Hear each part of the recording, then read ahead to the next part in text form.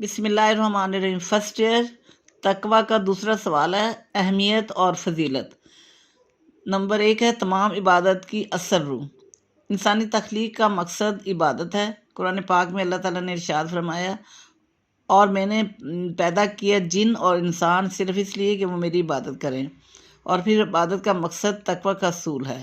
قرآن پاک میں تمام عبادتوں کی غرض یہی بتائی گئی ہے، یعنی تمہارے اندر تقوی پیدا کرنے کے لیے ہے۔ ترجمہ ہے قرآن پاک میں، لوگوں تم اپنے رب کی عبادت کرو جس نے تمہیں پیدا کیا اور ان لوگوں کو جو تم سے پہلے ہوئے، تاکہ تم پرہیزگار ہو جاؤ۔ پھر فرداً ہر عبادت کا بھی یہی فلسفہ بتایا۔ مثلا نماز میں انسان بطور محکوم اپنے حاکم کے حضور میں ہوتا ہے، اور یہ کہ ایسی کیفیت ہے کہ کوئی محکوم اپنے حاکم کی موجودگی میں غلط رویے کی جرت نہیں کر سکتا۔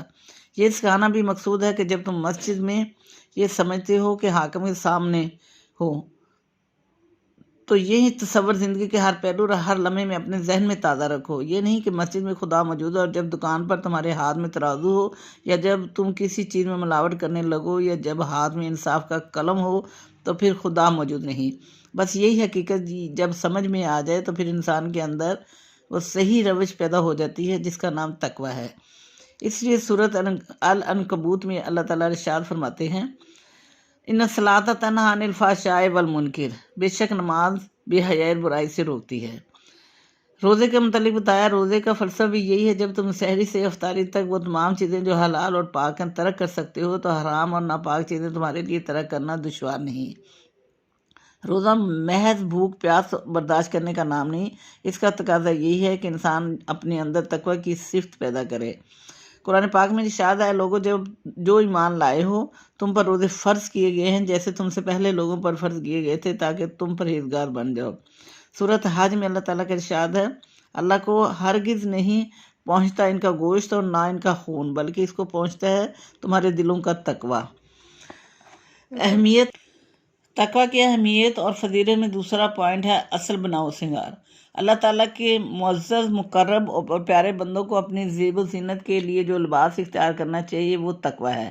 قرآن پاک میں ارشاد ہے، اور تقوی کا لباس ہی سب سے اچھا ہے۔ اس سے ظاہر ہوتا ہے کہ لباس کی محض وضع اللہ تعالیٰ ہرگز نہیں چاہتے کہ شلوار پہننا ہی تقوی ہے۔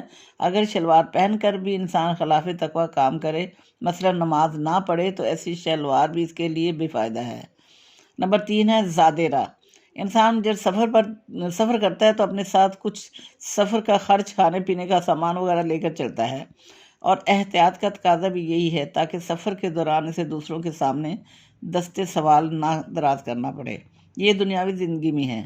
آخرت کے سفر کے لیے کچھ زاد راہ پاس رہنا چاہیے، وہ زاد راہ تقوی ہے۔ اس لیے سورۃ بقرہ میں 197 میں سورۃ بقرہ کی آیت نمبر 197 میں ارشاد ربانی ہے، بے شک بہتر اور زاد راہ تقوی ہے۔ نمبر 4 ہے نظام اخلاق کی بنیاد۔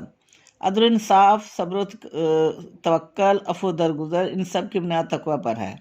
عدل و انصاف کے بارے میں ارشاد ہے، اعدلوا هو اقرب للتقوی، عدل کرو یہ تقوی کے قریب ہے۔ صبر سے متعلق فرمایا، اور اگر تم صبر کرو اور پرہیزگاری کرو تو بے شک بڑی ہمت کے کاموں میں سے ہے۔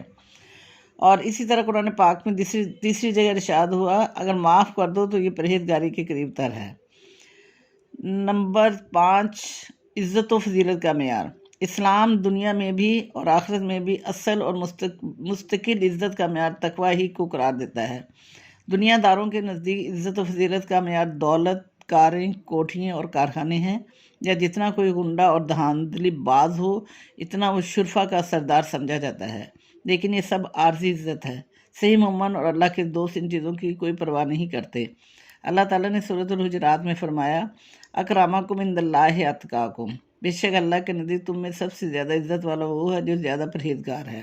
اور اس سے بڑھ کر کسی کے لیے عزت افزائی کیا ہوگی کہ اسے حاکم کے ہاں کرسی ملے اور اس کی تکریم کی جائے یا عزت کی جائے۔ فرسٹ ایئر صفحہ نمبر ہے 335، خلافت راشدہ۔ خلافت راشدہ میں سب سے پہلے حضرت ابوبکر صدیق رضی اللہ تعالیٰ عنہ۔ آپ کا تعارف، حسب و نسب۔ حضرت ابوبکر صدیق رضی اللہ تعالیٰ عنہ پہلے خلیفہ راشد تھے جنہوں نے آپ صلی اللہ علیہ وسلم کی وصال کے بعد عنان حکومت سنبھالی۔ زمانہ جاہلیت میں آپ کا نام عبداللہ کعبہ تھا، لیکن ایمان لانے کے بعد آپ صلی اللہ علیہ وسلم نے عبداللہ رکھ دیا۔ کنیت ابو بکر صدیق عتیق القاب تھے۔ آپ خاندان قریش کی شاخ بنو تمیم میں سے تھے۔ چھٹی پشت پر جا کر آپ کا شجرہ نبی کریم صلی اللہ علیہ وسلم کے نسب سے جا ملتا ہے۔ آپ کے والد کا نام عثمان، کنیت ابو قحافہ، والدہ کا نام سلمہ اور کنیت ام الخیر تھی، اور دونوں مشرف با اسلام ہوئے۔ آپ کا قبیلہ عہد جاہلیت سے ہی ممتاز تھا۔ قریش کے سیاسی نظام میں خون بہا کے مال کی امانت داری کا عہدہ آپ ہی کے گھرانے میں تھا۔ چنانچہ اگر کسی قبیلے میں خون ہو جاتا اور صدیق اکبر رضی اللہ تعالیٰ عنہ خون بہا کی ضمانت دے دیتے تو قبول ہوتی۔ حضرت ابو بکر کا پیشہ تجارت تھا، کاروبار میں دیانت اور راست روی کے لیے مشہور تھے۔ آپ اپنے مال سے غربا اور مساکین کی مدد اور اقربا سے احسان کرتے تھے۔ آپ قریش کے نسب ناموں کو سب سے زیادہ جاننے والے تھے۔ آپ ابتدا ہی سے سلیم الفطرت اور راست باز تھے۔ جوا، شراب نوشی اور بت پرستی جیسی بری عادات سے نفرت کرتے تھے۔ اہل مکہ میں آپ کی دانائی اور حسن خلق کا بڑا شہرت تھی۔